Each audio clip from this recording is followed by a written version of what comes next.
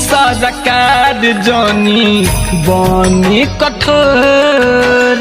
सबके चल जाता दिलावा के तोर सबके चल जाता दिलावा के तोर सुनी सरकार जोनी बनी कठोर सबके चल जाता दिलावा के तोर जीतल जंग जैसे बजावता ताली जीतल जंग जैसे बजावता ताली बाग के सुरक्षा जैसे करता रे मैली दिलवो के सुरक्षा कवनो भरती निकाली बाग के सुरक्षा जैसे करता रे मैली दिलवो के सुरक्षा कवनो भरती निकाली बाग के सुरक्षा जैसे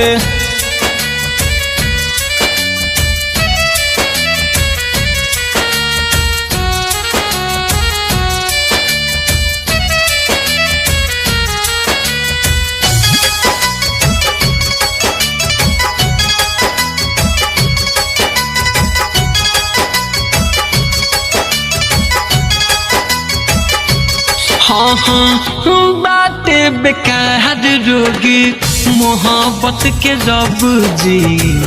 बाता नहीं तब काहे करेला सब जी बाता नहीं तब काहे करेला सब हाँ बाटे बेकार रोगी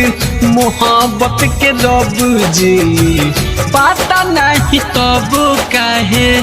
करेला सब जी दर्द देवे वाला बस मिलता खाली दर्द देवे वाला सब मिलता खाली बाग के सुरक्षा जैसे करता रे मैली दिलवो के सुरक्षा कवनो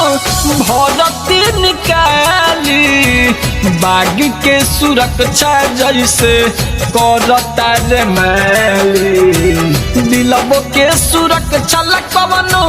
भरती निकाली बाग के सुरक्षा जैसे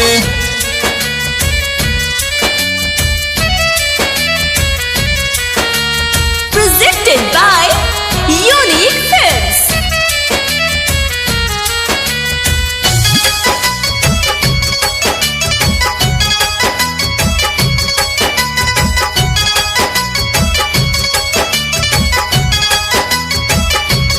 हाँ खेलता बे खेल लोगी सुन जज बात से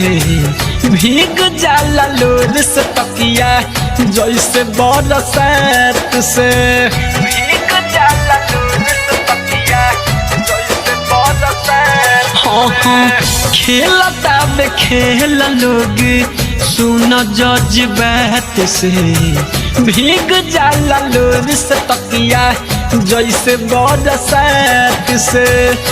विक्रम बेदर्दी जैसे हमारो संभाली गोलू गौतम जैसे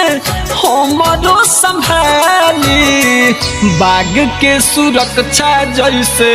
करता रे मैली दिलवो के सुरक्षा कवनो भरती निकाली